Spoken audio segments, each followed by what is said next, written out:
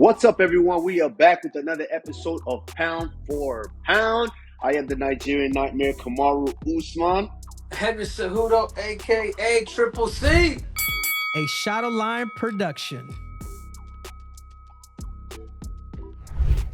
Henry Cejudo, UFC Said who 3 goat? Cejudo, as some No, people may say said sometimes. who goat? UFC 306, 306 went down last night. And man, what an event. And I'm gonna say this. What an event aesthetically. Let's be I think a lot was made of oh man, it's the greatest event ever, greatest this, greatest that, to where I don't like when people do that.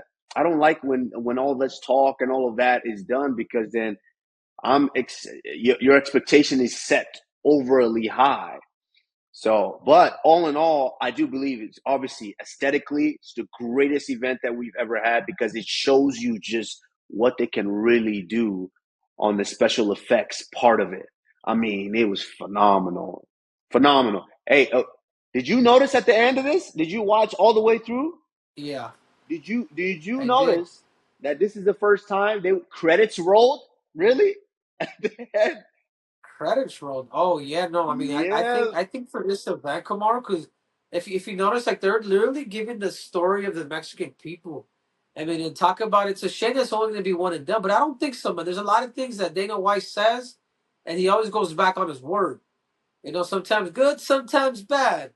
I personally think that they're going to end up bringing the sphere for one of these, for maybe not, in the near future for International Fight Week, but showing the history of Mexico, showing Oscar De La Hoya, showing Juan Marquez, and these highlights. I mean, it was absolutely ridiculous. Was it the greatest card ever of all time? No, the greatest production by far. There has never been a better production than what the UFC, Dana White, and the Sphere has done. I 1000% agree with you. You hit the nail on the head, Henry. Greatest production ever, because you can see the credits were rolling at the end. Producer, executive producer, castman, like talent. That was a first for me to see. Obviously, at the end of every pay-per-view event, the copyright stuff, all of that comes through, and those credits roll. But this one was the first you can tell, and I think it was maybe DC or someone over the broadcast continued to mention that someone's going to win an Emmy for this, and well, I don't doubt that. I mean, it was such a phenomenal production that and the fights delivered too. The fights delivered, which was, Henry, obviously what we want to talk about. Let's just jump into the I guess the elephant in the room, as we like to, as the saying goes. Merab Dvalishvili went in there and dominated Suga Sean O'Malley for 5 rounds. Dominated him for 5 rounds and was able to get, I thought, a unanimous decision, but there was judges' scorecards 48-47. Yeah. First of all, How you feel about that? yeah. First of all, let me start off with like, man, talk about, dude. You have to be careful, man. These judges, they need to pay for what they do, man. Like, where is accountability on some of these guys? And some of these guys have been boxing judges for years. I don't know what. Sometimes I don't wonder what the hell they're looking at. But the same thing what Dana says is don't leave it in the hands of the judges. I mean that scorecard is absolutely ridiculous. I don't even know what round Sean even won. Maybe the fifth because he hit him with the body, but he did get taken down at the end, and he did get beat up on bottom. I don't even maybe give him that one, but other than that, that was a 50-45 slaughter. I mean, talk about being controlled. And there's one thing about Merab that he does very well is he's a freestyle fighter. He's not your traditional conventional or southpaw. He's a freestyle fighter. A lot like how Bilal is. These are a lot like how Bilal, Khabib, and a lot of these guys that just they'll run, they'll literally run and punch, they'll blitz and kick, they'll do certain things where they don't have the traditional stance. I do believe that Marab's movement was a problem for Sean. Sean really could have cut him off and then the level changes that he was doing, and then to eventually take Sean down, make Sean get up. And the more that Sean was getting up, he probably he should have probably just stayed on the bottom and maybe recovered and started taking his chances at the beginning of every round as they restarted. But Kamaru, what can I say? I predicted these things. Sean is not accustomed to going 5 rounds, and he is not accustomed to people on his legs. And I just felt like I still go back and say, hey, that fight with Aljamain Sterling, that was a fluke too. Aljamain was still in that fight, and people thought I was just hating. It's like, no, I've been into with Merab. I did a whole lot better than Sean when I didn't even fight Merab. I mean, I took down Merab. Like, Merab is lucky that I had that growing injury, but for what I did the first round, if I would have kept that up for the third, that was going to be the damn game plan. And I'm still planning on running it back, but either way, Sean O'Methley got his ass kicked for 5 rounds, and I can't wait to get him next, Kush. First and foremost, at the end of the day, it is what it is. We knew that there was a possibility that something like this could happen. And yes, Merab went out there and he delivered on it. Based on the body of work that Sean O'Malley has put in before and how he's been able to deal with certain things before, obviously not a guy like Merab, but I felt that Sean was going to be able to potentially deal with something like that. But it's sometimes it's not your night. Sometimes it's just not your night. And it just wasn't his night. He looked flat. He looked like he really couldn't get going. It wasn't the Sean that we became accustomed to seeing, bouncing, moving, sliding in and out, dribbling the basketball. It just seemed like he didn't have that spunk, that same energy off rip. And hats off to Merab. Henry, you called it. You hit the nail on the head. I didn't necessarily think it was going to be as easy. The fight started out great. Sean was able to come out great. He was pressuring. He looked good, but then it just seemed like he just kind of almost stepped into quicksand and it just couldn't get going again. But all in all, it is what it is. I'm anxious to see where Sean goes from here. I've mentioned time and time again, I know it's a tough thing to be able to deal with when you become champion. Everybody thinks it's just, oh, you're just champion. You just stay there. You become champion, and then now you become in demand. And the reason why a lot of us become champion is because we can separate ourselves from the pack. And the way that you separate yourself is while you continuously being disciplined and on time and making sure that you are getting in that work time after time after time after time again. And when you become champion, now you're in such high demand to where you're requested here and there and this and that and do this and do that, to where that cuts away from that time that you've put in to separate yourself. So the gap starts to close. So Yeah. I'm anxious to see where Sean goes from here. Right. But sometimes this is what happens too, Kumar. And I think we should do a list of fighters who are currently UFC champions and how they're actually even pushed. Like Sean never went through the ringer like we did to get to the title. You know, he never really went through the top 10 to be to get there. Yeah, granted, he did get that victory over a guy like Aljamain Sterling. I mean, Aljamain but did he Sterling, really? But Peter did he really? Yan. And then he was, yeah. Okay, but listen. But Okay, even that Henry. one, Coach, even that one, like I'm gonna say it right now because everybody saw the damn fight. I don't know which round was it a great fight, yes, but I don't know which round he won either. Sometimes Henry, then I'm not finally, debating you on that. but then finally he goes up against a guy who is well rounded. It's like you, Kamaru. Like a lot of these guys that had good hands, but when you go up against somebody that can mix the fight, it changes the game, dude. It just changes the game. I mean, right? Pretty much, Sean was speeded up to the title shot, and then even I'm gonna say right now, even Alex Pereira. Like, what's gonna happen when they really give Alex Pereira a guy like Ankulaev, a guy that can mix his fight, a guy that's vicious on top, a guy that has that submission threat, and a guy that has great striking as well. I mean, it's a trip, and you're not wrong, Kumar, when you say, how can I put people like that on pound for pound when they're just being fed? They're just being fed with favorable fights, and that's just been what's going on with Sean. So I would love to fight him. I think with all the trolling that we have done to each other, we both live in the same damn city. But I just don't think that he's gonna want to fight me, particularly right after this performance that Merab did to him. Like I said, man, like he was lucky. Merab was lucky that I was hurt in that fight. You know, I had no conditioning due to not being able to wrestle because of a torn groin. But I took my chances because I wanted to fight him. I wanted to fight Atmosphere. I wanted to beat him up in front of everybody. But that's not the case. So I think moving forward is if Sean O'Malley is willing and wants to fight this troll who's a true king of Arizona, then here I am. But if not, Kush, I'm making my way. I'm making my way back down to 125 pounds, man, because I'm not gonna waste my time with with the freaking cuck. But if he wants to do it, I would love to do it. Dana White, let's make that fight happen.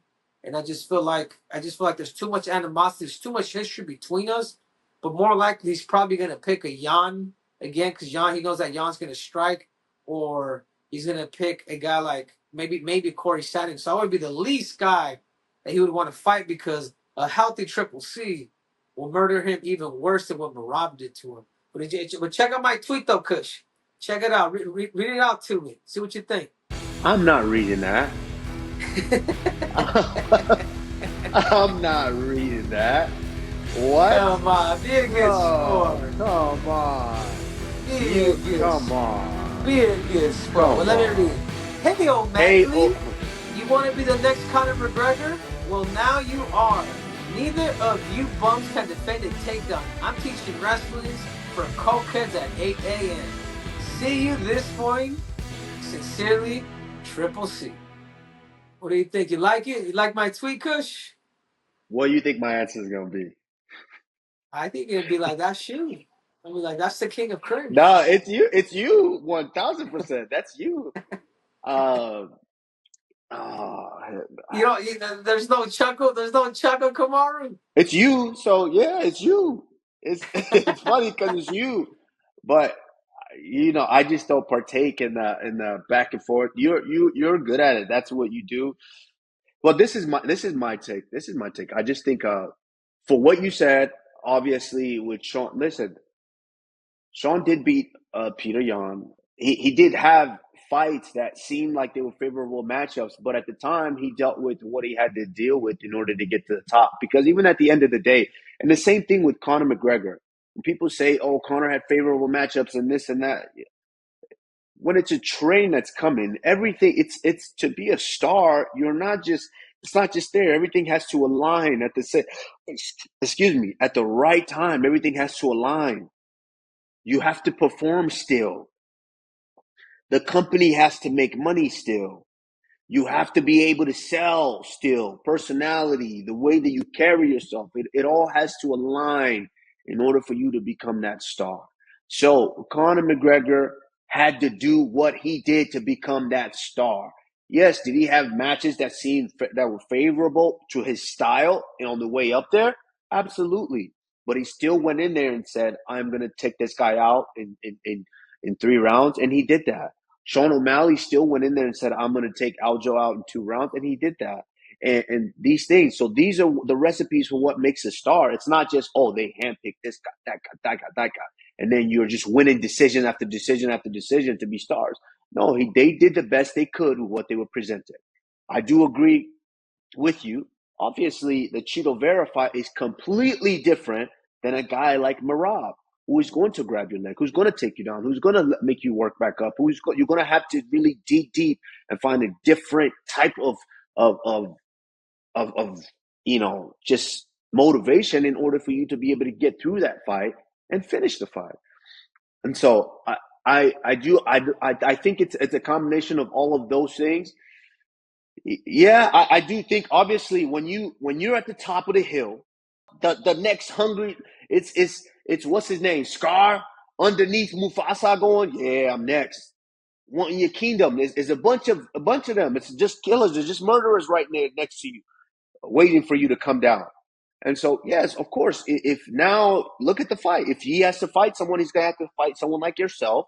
He's gonna have to fight someone like Peter Yan again, potentially, but we've already seen that. Or he's gonna have to fight Sandhagen, who is no slouch for anybody. You've got Umar there, who Umar is next for Merab, or or yourself. So yes, any one of those fights is going to be difficult for him to rebound off of. That's just what comes with when you come off losing the title.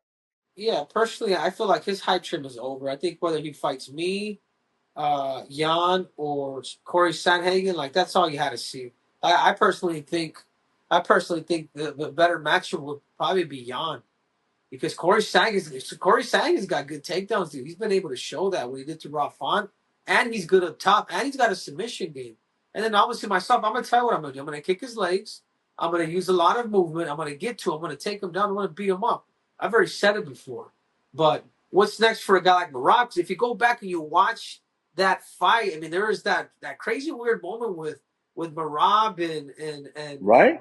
Merab and Tim What was going on Welch, with and that? apparently they're throwing shade at him, and I thought that was super weird that Herb Dean happened to stop the fight because Merab was over there complaining that they were saying all kinds of crazy shit. I don't know what was said, but whatever that may be, I thought that was a bit weird, and I think Yeah, that's one thing that I could say about Merab, that he shouldn't be worried about what's going on the outside. Like, continue to keep fighting. I think that's crazy too on Herb Dean's side, to be able to stop the fight, stop the action, and then restart this. So you know what I'm saying? So then Merab was able to get the takedown. Then he started did what he did. I agree. It was a very, very weird moment. I thought for a second there, I thought maybe he didn't have his mouth guard in his mouth, and he's pointing to his corner like, "Hey guys, you forgot my mouth guard." But what could possibly be said unless the corner is just saying vulgar, crazy things to Marab? How could you stop? How do you stop a performance to say something like that? To hey, be quiet. No excessive. I guess it's called excessive coaching. That's the rule. It's a rule. It's excessive coaching. So I think that was ridiculous because at the end of the day too, it's if that's a tactic that you're as a fighter, when you're in there, you're supposed to be focused on your guy and just go ahead and get it done, and not worried about what they're saying because that's they can hear your corner just as much as you can hear theirs, but it is a potential tactic for their corner to say certain things because Henry, I'll tell you a story. My first loss ever, my second professional fight, which I took on short notice with a guy that I thought I was just going to walk over because everyone that knew him was telling me, "You're going to walk over him. You're going to walk over him." And so it gave me a false confidence because I'm just like, all right, I'm gonna do that. What my teammate said, I don't know this guy, so I go in there with the guy. He had some experience. I think he's maybe 8, 9 fights deep or something like that. But I didn't care. I went in, do a 1-2, took him down, mounted him full mount, and I'm trying to land strikes, and he does a weird. He was 6 foot something, super tall. Throw his legs around me. I'd never seen that before because I'd barely been grappling, and boom, I start to panic. So I'm like, get up, let me get up. So I'm trying to get up, and he goes for a leg lock. I don't know that either. I'm trying to get up. Then he climbs up my back, and he's in a rear naked choke. And so he's in a rear naked choke. I'm like, screw this. I'm not giving up. I stand up with him on my back, and we're up against the cage, and he's squeezing my face. And keep in mind, I've barely been grappling. I don't know how to defend all this stuff here. I just know get his hands. So I'm holding his hands, and he's squeezing. Now he gets to choke a different way, but it's not in. It's over my face. So you know that's just uncomfortable, right? And I hear his corner screaming at him and saying certain things to him. And now I'm in my head. I'm fighting this. I'm thinking, holy shit, I don't know what's going on. How do I fight this? Maybe I should go back down to the ground and try to fight my way out of this. But then I realized, I'm like, wait, no, you don't know what you're really doing down there either. So yeah, don't go down there. And then in the process of that, I'm tired. My mind is starting to get weary. And then I hear his corner go, he's going to tap. He's tired. He's going to tap. He's going to tap. And so now in my mind, I'm going, am I going to tap? Am I tired? Now I'm starting to panic.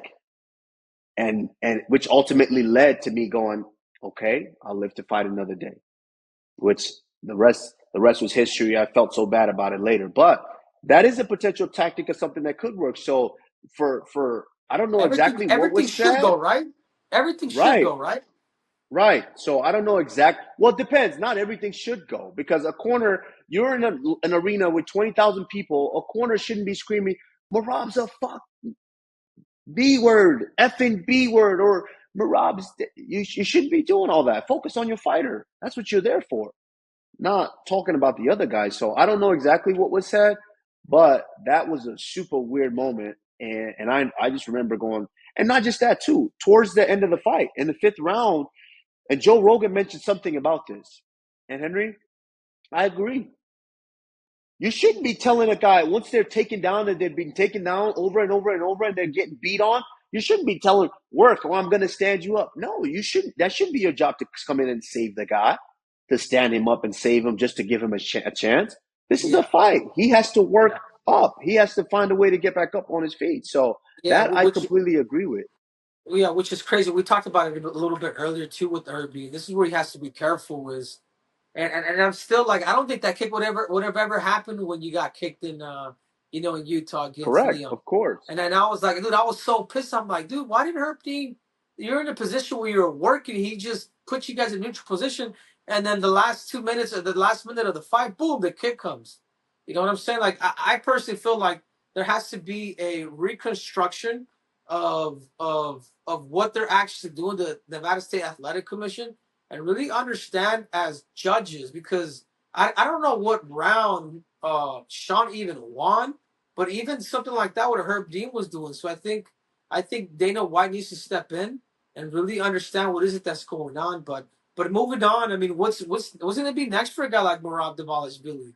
I mean, he's talking about Davis Figueiredo. I mean, he's talking about potentially, fighting Peter Yan again. I mean, there's only one guy in the UFC. This is what they want. This is what the UFC is going to do. And I will say this about Merab Billy. His run is going to run out. And I said this before on the passes. Umar is just too dangerous. Umar could take him down as well. He's got good top control. He's got great striking, good distance recognition. And when they asked Merab the question, Umar Nurmagomedov is here. What do you think about your potential fighting next? He's like, oh, I love the UFC. I love Dana White. Global warming. Let's make America great again. Like, you know what I'm saying? Like, he never really answered the question. I mean, this is already like Merab knows, man. Merab has a respect for Umar, and I personally just think he's in trouble. So Merab's going to be one of these fighters with all due respect, and I respect the fact that one, that he beat me, and then two, the fact that he came on our show. But if you don't fight a guy like Umar, the UFC is going to make you fight a guy like Umar. Your career as a champion is pretty much done. So I understand exactly everything you just said, Henry, and I agree to some degree. First and foremost, you're not at the point yet. Like Am I when too you were real, really, Kush? no, you're close. You're right there in the ballpark, because that's the thing too, is when you arrive with the stardom of a guy like Sean O'Malley and Conor McGregor, and or you're John Jones, or even I was at a place in time in my career as a champion to where you had a little bit of an influence. You have that influence, but at first you don't. Think about that. Think about, I just become champion.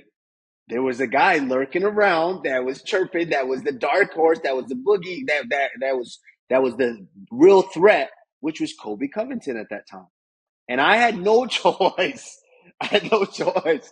It wasn't, I'm gonna fight that. I want the next guy up or this guy up, I had no choice. It was Kobe Covington, and so I had to earn the respect of being able to have an opinion on who I wanted to fight. And I think Merab is in that situation right now, to where he has to fight that guy. And that guy right now is a Umar. Now, obviously we sat with Umar in Vegas, where we were able to get to know him a little bit better, and his next plans, and that episode will be out very, very soon. But I don't. I with Merab here, it's a good thing. This is what we do as fighters. If you're a real fighter, this is what we do, because I know fighting a guy like Umar worries a guy like Merab. Not that he's afraid. There's no such thing as afraid because we're afraid of every fight, we're afraid. We're anxious, we're worried, we have all these things, but from being that way comes courage. And that's something that we all have, because even though you're afraid, even though you feel this, you feel that, you still walk towards that octagon. You still get in there. You still let them close that door. You still let the referee ask you, are you ready? Are you ready? Fight. You still do that. So Merab's not afraid, but I know he's worried about a guy like Umar. And sometimes those are the guys that really put you on that next level. Merab might come out there and look like freaking the best we've ever seen. So I needed that dance partner. Colby Covington gave me that. And so that's what Merab, at this point, I think if I had any advice from Merab, is to embrace that. You're right. When they did ask him that question, he kind of, danced around it, politically correct, which is, I'm like, man, my man's English was on point. He was able to, like politicians do, he was able to dance around. He was able to dance around it. But for Merab, congratulations. What a performance. And yes, it's okay that a guy like Umar worries you, but this is what really elevates you to that next point. So I can't wait for that fight. I think it's going to be a phenomenal fight. I think it's a humongous fight. Obviously, I feel like Abu Dhabi might be too soon to do that for a guy like Merab, but if he's not hurt, then hey, why not, Henry? Yeah, no, for sure, man. Well, either way, Sean lost. Sean, I'm here. My next neighbors. Are you there, Sean? Are you there?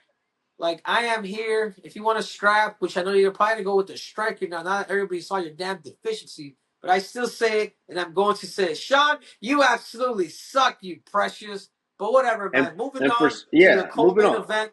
Alexa But let Grasso, me say Valentina that. Let me Shevchenko. say This this is before we another go. one, Kamaru. This is another one that I was right on again, dude. I wish you would have done a dozen eggs on that shiny head of yours. But I told you, Valentina Shevchenko made those adjustments. She played the lateral movement. She was able to catch Alexa Grasso coming in because she's super heavy, because she's very predominantly boxing heavy. Where a girl like Valentina was just able, her experience took over. She was able to just take her down, be up top, get out of certain submissions, and this was another 50-45. Again, but Kush, I'm on a roll. After this, I can't wait for Underdog so you can crack at least one egg on that shiny head, Kush. No, Henry, you're absolutely right. There wasn't a bunch to score from this. It wasn't a lot to talk about on this fight. It just seemed like the fighters were either they were just tired or they were drained, but it just seemed like they didn't have the same urgency, the same spunk that they had. Like it was rare. Like, I'm not going to say rare, but seeing Alexa Grasso not really have that in and out. That it just seemed like they were missing a little bit more movement and speed and just agility. It just seemed like it wasn't there. Same for Sean O'Malley, but same for Alexa Grasso. It just seemed like she wasn't there. And when she did try to commit to shots, she was so heavy and try to commit into those shots. Valentina was able to just change levels and take her down easily.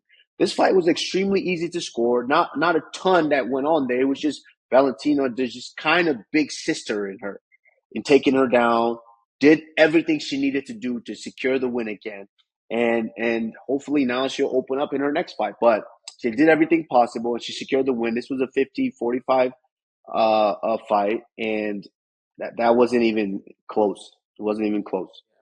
Like I said, Kush, you're welcome. Let's move on, Kush. Diego Lopez versus Brian Ortega. This was picture perfect, exactly how I pictured this fight going.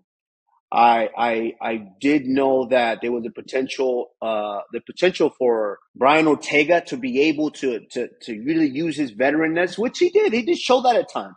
He was able to still kind of pressure and come forward and start to land his combinations. But I just felt like the youthfulness of Diego and the aggressiveness in him was going to take over, and it showed. He was just powerful. He was aggressive. He was pressuring. He was fast. He was strong. Yeah, and it just, 30-27 fight, I believe. Yeah, no, 100%. I'm going to tell you something about Diego Lopez. If nobody has really caught on to it, he starts hot from the beginning. He'll throw that right hook, right. He catches people, dude. Sometimes they're two damn hooks where he's able to. He has that good timing with that shot. I mean, he comes in hot, and if you're not ready with Sean, not with Sean, I'm sorry, with a guy like Brown Ortega, it takes him a very long time in order for him to kind of get going. But either way, man, I underestimated Diego Lopez. I mean, I personally believe that he's a fight or two away from actually fighting for the title. I was expecting, I was expecting Brian to bring in the wrestling, man, just how he did with your Rodriguez. He was able to clinch him, take him down. But I will say this, man, Diego Lopez is one dangerous dude. He just proved to me that he is a top 5 fighter. I mean, will the UFC again want to push him like they pushed a lot of guys because he's very marketable? I mean, could he potentially fight against a guy like Volkanovski? You know, Volkanovski's not going to get the next title shot. And I guarantee you that Volkanovski is going to have to be careful with the guy with serious and vicious power like a guy like Diego Lopez. And that person at this point, I don't think I'm ever going to doubt him again, Kush. You know, he hurt. Not only did he beat Brian, but he dominated Brian Ortega. And will Brian Ortega, he's been through wars with Volkanovski. He's been through wars with Holloway. Max And then he's Holloway. been through a one-sided war with a guy like Lopez. Like, man, Brian if he's not careful, dude, like he may not come back the same. That's too many hard war fights where a lot of this shit is taxing, and you know, But he's a those 4 ounce gloves are Chicano. unforgiving, Kamaru. He's a Chicano, Holmes. You can't say that, bro. You can't say that. Chicanos, he's always gonna be ready to come back. You know, that's my Mexican homie, bro. They're Eh? blood in, Don't their blood don't out, do that. Batu. Don't I'm saying, Vato, don't say that. You know, Viva la raza. Don't do that, bro. Man, bro. But that's the thing, though. We've thought that before. We've thought that about a guy like Brian Ortega before. But then you saw how he came back against Korea Zombie. We saw that. And he looked great. Shaved the hair, came back with a new identity, throwing spinning strikes and everything. So I can't, we can never count a guy like Brian Ortega out. If he's found it before, and he's still relatively young. I think he could potentially find it again. But Diego Lopez just is hungry, found his groove in that octagon. And what a fight that's gonna be versus a guy like Volkanovski. I think I love man Volkanovski. I think he might still be levels above some of these guys because we have seen Diego Lopez fight Dan Ige, and coming on later on in that third round, it seemed like he was fading. Now, a guy like Volkanovski that's used to fighting 5 rounds after 5 rounds after 5 rounds, how does a guy like Diego Lopez fare with a guy like that? I don't know, and I want to see it. If I'm in Lopez's position, I would definitely call for a Volkanovski fight, and I One do thousand believe that percent. Lopez could finish him, dude. Volkanovski, dude, his chin's gone, dude. A head kick. Chill out, Henry. No, Chill out. no, Don't no, be no. like I this. gotta speak the truth, man. You know, there ain't no DC in here, man. I don't work for ESPN. I work for the damn truth. But let's talk about the fight of the night, Kush. Let's talk about the fight of the night. Zellhuber versus Esteban, the Argentinian. I'm man, I got to make up a new nickname for him. When I see him in the gym in a couple of days, I got to make up a new nickname for him because my man came out. He came out to the Roy Jones. Came out to the Roy Jones. And then went out there was looking like Roy Jones. You seen the combination? You see how relaxed he was? Man, just little head movements, and I was so surprised by that because we hadn't really seen him stand in the center and have to fight like this. Usually he throws his combination, lands with the head kick, and he's gotten highlight reel knockouts. But for him to stay in here and battle with a guy like Zellhuber, who was a guy that was a lot of hype on because of his finishes and his abilities as well. These were two fantastic fighters. The UFC did a phenomenal job matching these guys up, and what a fight this was. I mean, both guys landed shots, but look at Esteban rolling. He gets clipped with the left hand, I believe, and he gets dropped, but he stays in there. He battles back up to his feet. For the guy that was smaller in stature, I mean, he made up for it with just head movement, being able to stay on the inside, his combination, how relaxed he was. Man, this was a fantastic fight. I remember watching this and I was hyped. I was hyped sitting in my living room. I was hyped for this fight. And man, Henry, this is the fight that they should have been getting $300K for bonuses. Yeah, no, 100%. Well, I tell you what though, I will say this, dude. Like, Esteban, dude, I want to call him the Argentine nightmare because this dude is a damn nightmare. But I was gonna say, man, if there's one thing, Esteban, I hope you're watching this, man. And I'm gonna send you a message too. You need to start adding your wrestling because he is vicious with his hands, but he also did get clipped. So even either way, does he have the heart of a lion? 100%. But I think he needs to take a pace from your book, Kamaru. Is he able to add some of those level changes to be able to get takedowns? Because people are now, the more film and the more the more you got fight video out there from you, the more that people are going to study and the smart people are going to know that, you know what, this guy's an inside fighter. He likes to go to the body, comes up top, or he'll go up top, go to the body. I mean, is he vicious? His timing, he kept doing that spinning back punch quite a bit. I mean, this dude is going to be a problem, but the way he becomes a problem or a potential contender is he needs to start taking people down. He needs to start kicking a little bit more. But I will say this, Esteban, I am a fan. Wow, yeah, you're absolutely right, and yes, obviously being able to mix in the grappling aspect of the game, that's something that's only going to elevate him and allow for his striking to be better. But I mean, also he threw almost, I believe DC called it 1,000 punches when he had Zellhuber hurt, but he was still able to continue. He didn't gas himself out, even though it looked like it was. He was still able to continue. But I have to also tip my hat off and a salute to Zellhuber. I mean, did you see him after all those shots were coming? He was rolling. He was dipping and rolling and rolling and dipping and rolling and dipping and rolling. I mean, what a I'm, I'm, I watched both guys, and especially after he was hit with that right hand and he was drunk driving, bro. The whole time he was just drunk driving. He was trying to stay alive, and he was still drunk driving, just rolling with the punches, rolling with the punches. And Esteban couldn't get the finish. But what a fantastic fight! Both guys, I think they deserve 100K and not just 50K for the bonuses. It's cards like this that you do give those big bonuses for, because, and I'm sure Dana's a phenomenal boss. I'm sure Dana, it's something that if he appreciates, Dana's gonna slide you.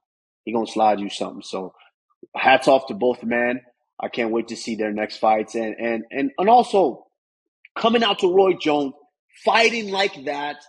And did you see the video, Henry? Did you see the video of him in backstage where Roy Jones actually got to go back there and meet him and talk to him? Yeah, no, you're telling me about it, bro. That's awesome, dude. What's up? Were That's you? that's right. That's right there. That's what like that's what my heart it's all about. That's what I love. I absolutely love to see when you pay your respects to the greats like that, and then you come out and completely deliver. Oh man, and Roy Jones is sitting right there, K-side watching this, and think about how he's feeling, knowing that I made this song while I was competing and I did my thing, and these young men and women were able to watch that, draw some inspiration from that, come out to my song and go out there and deliver performances like that. It was phenomenal. It warms my heart to see something like that. And man, what a performance! What a performance! Yeah, no, 100%, man. There's also a bunch of great fights, man. I feel like the dark horse out of maybe this whole fight card was, Norma Dumont, dude, Norma Dumont, and I was able to kind of she's been wanting to train out here at Fight Ready, to get some expertise. But I remember giving her talking to her about the game plan. I remember sending her a message, be like, hey, this girl's she's a bull, dude. You got to be the matador. You got to be able to do those lateral movements to be able to catch it with certain things. And that's exactly what she did. So she followed a great game plan from her coaches of learning how to fight backwards. And when somebody knows how to fight backwards, it's these people it becomes a whole nother level for them, because anybody, it's standard to be able to come forward and press forward and go. But when you have the ability to get your lateral movements, cut the angles, and pop, pop, pop, overhand, left hook, right hand. I mean, talk about a new contender in the division. I do believe that Nolan, because of the way she was able to, you see that gash on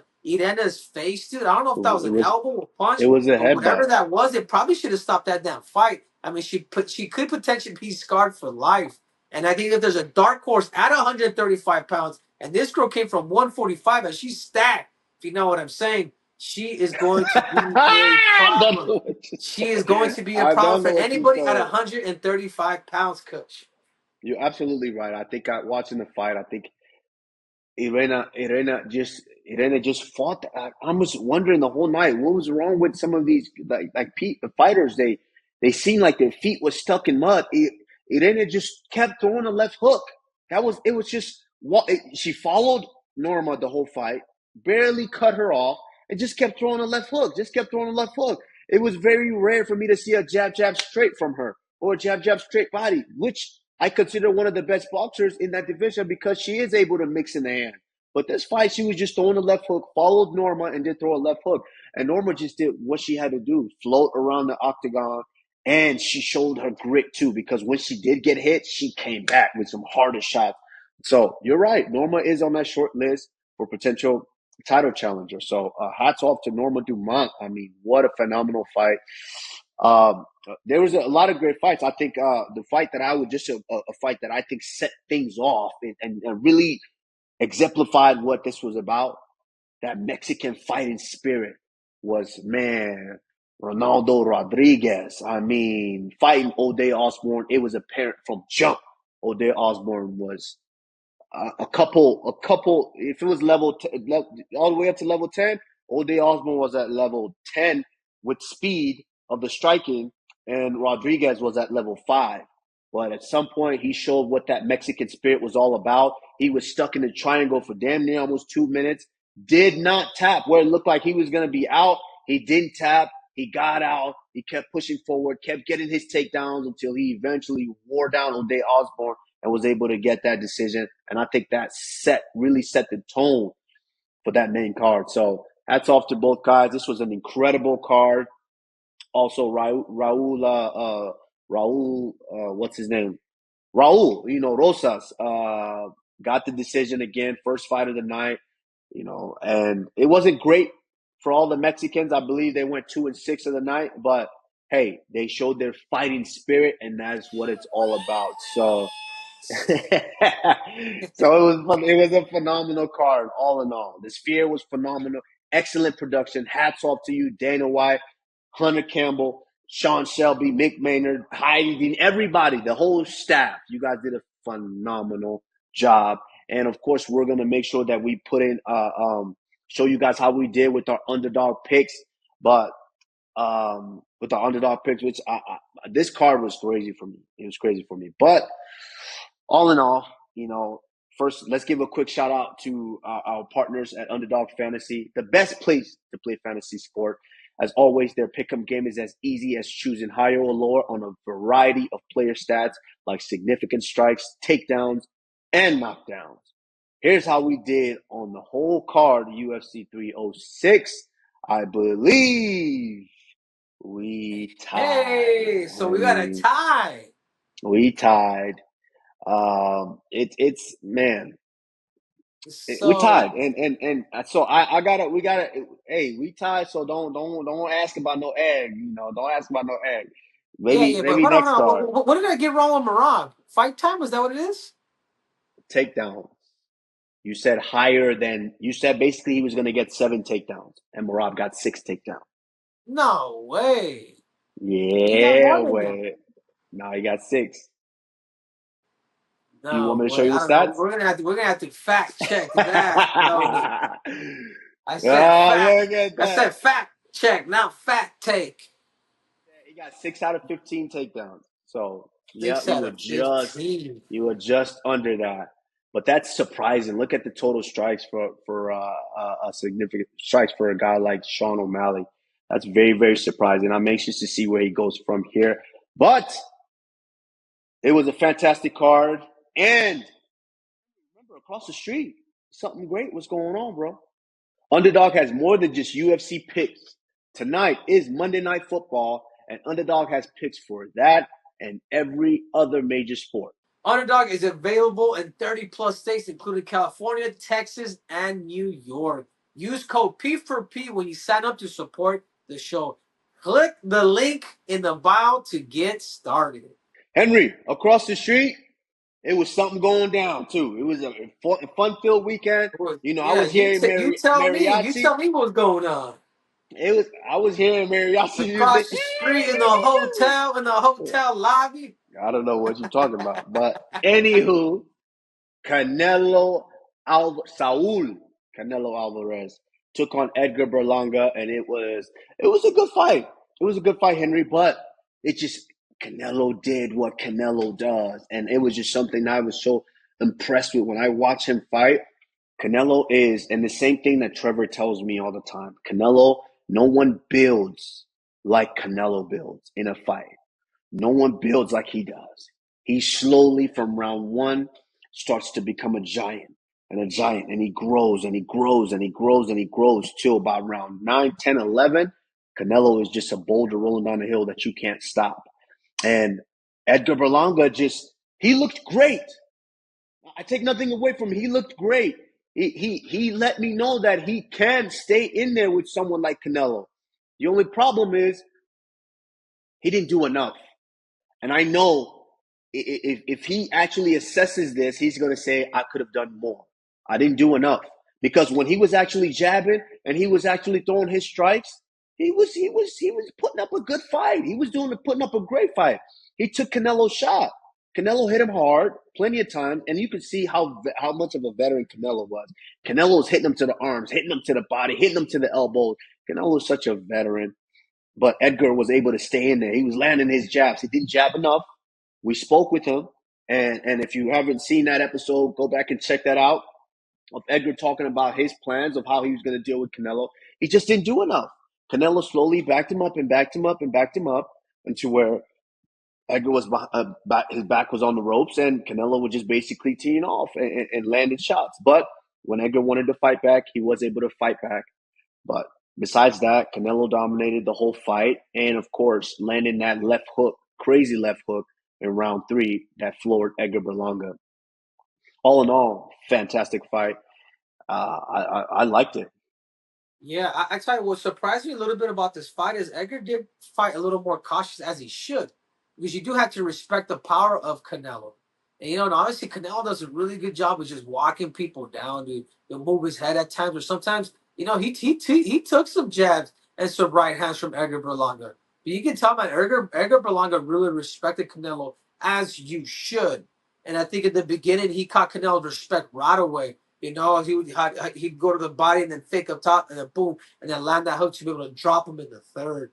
But I mean, obviously Canelo is the real deal, but we still want to see Canelo versus David Benavidez. Or we I, want to see Canelo I don't know. potentially a Terrence Crawford. But I think either way, Canelo, stay active if you're not going to fight those big names, because we do want to see you fight more, and particularly if you're not fighting big names. I personally think you should stay active, Kamaru. I like it. I know you're right. And this fight sold out. Did great. There was action in the fight. There was a little bit of drama. Both guys was taunting each other. It was still a fantastic fight, even though it wasn't the big name across from him that we would have kind of liked to see, like a David Benavidez or a Terrence Crawford, or shall I say, AKA Kendrick Lamar. Henry, why they do my dog like that, dog? Why they Talking do my about, dog? And the crazy thing is, we just actually had a great talk and a great sit down with Terrence Crawford, and then he comes to the event, and the first event you come to, they Kendrick Lamar. Oh my God, who's getting fired? yeah, Kendrick. But that tells you, man. That tells you that Crawford, he still probably has to earn some of that respect. Still, he's Sitting, earned ours. But I'm talking yes, about to the masses of the world, dude. They really got to know who a guy like Terrence Crawford is. I mean, this is legit the pound for pound, the best boxer in combat sports. absolutely. Sitting next to His Excellency Turkey Al Sheikh. I mean, it was yeah, whoever did that, hey, they're about to have a nice talking to on Monday. They might just come to the office with their box. They box packed already. Like, yeah, I know I'm out of here. Damn. But all in all, I mean, Canelo Alvarez delivered once again. And you could just still tell, like, people still love that. People still love the anticipation of him fighting. I feel like that's kind of where there's a little bit of a difference with Floyd. When Floyd was on his way out, of course, people still showing up for Floyd. People still show up for Floyd.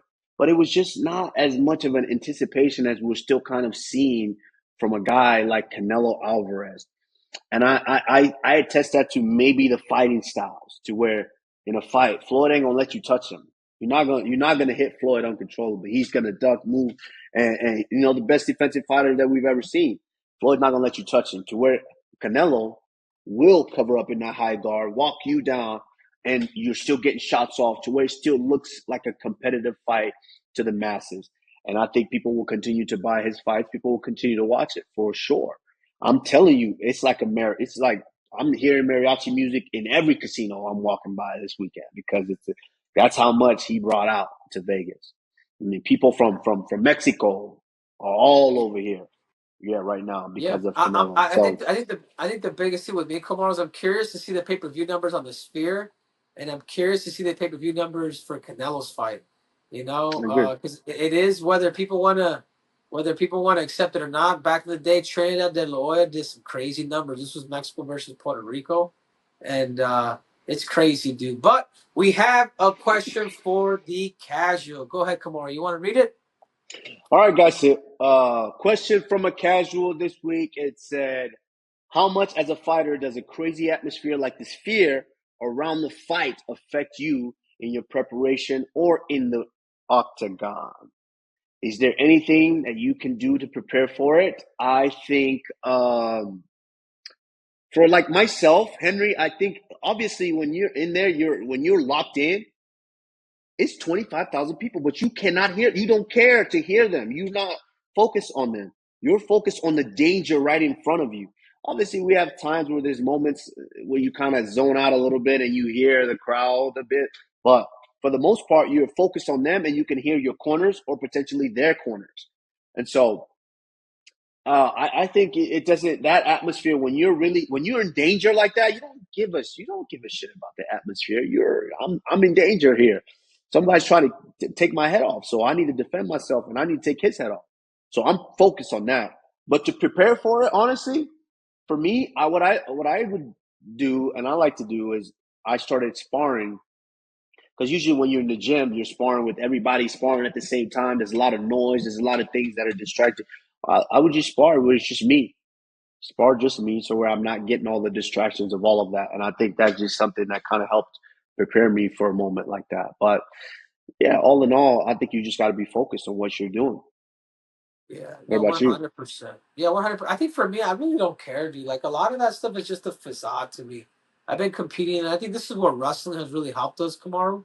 Is Absolutely. we've wrestled against the toughest dudes in the damn country in a freaking high school gym, and there's maybe two people in the stands that you know what I'm saying? So I feel like in the sense we're not spoiled in that sense. So whether we fight in front of three people in the stands or 30,000 people, like I think for us, like coming from wrestling, I think it's prepared us. So I can't speak for the rest, but I mean I've been competing longer than I have been actually. Longer than freaking I guess the longer than I've been living. Does that make any sense? Or does it make any sense? But whatever that is it's a competing is part of my life, and I don't know any different. And I think you always feel those nerves, but at the end of the day, you have to see it as a game. When you see it as a game, you got to learn how to win the game, whether whomever may be in the stands. I remember when I beat Demetrius Johnson, they had Arnold Schwarzenegger that was there. Mike Tyson was the front row. This was at the Staples Center. Mark Absolutely. Wahlberg. I mean, you had the biggest freaking superstars there, and I ain't give a fuck. So Right. it's what Right. it is. It's you guys get over it, and if not, I mean, that's on you. I don't know what else to say. Right. And guys, yeah, we had an amazing time out in Vegas. We have some amazing interviews coming out. Like we mentioned, you guys will get to see us have a sit down with Umar Nurmagomedov and get to know a little bit more about him and what's next for him. and the plans. But guys, make sure that you stay tuned. Every Thursday we have new episodes coming for you guys. Make sure you go out there and you like and you subscribe at pound for pound. And guys, as always, myself, I am the Nigerian Nightmare, Kamaru Usman. Henry Cejudo, aka Triple C. And we are out.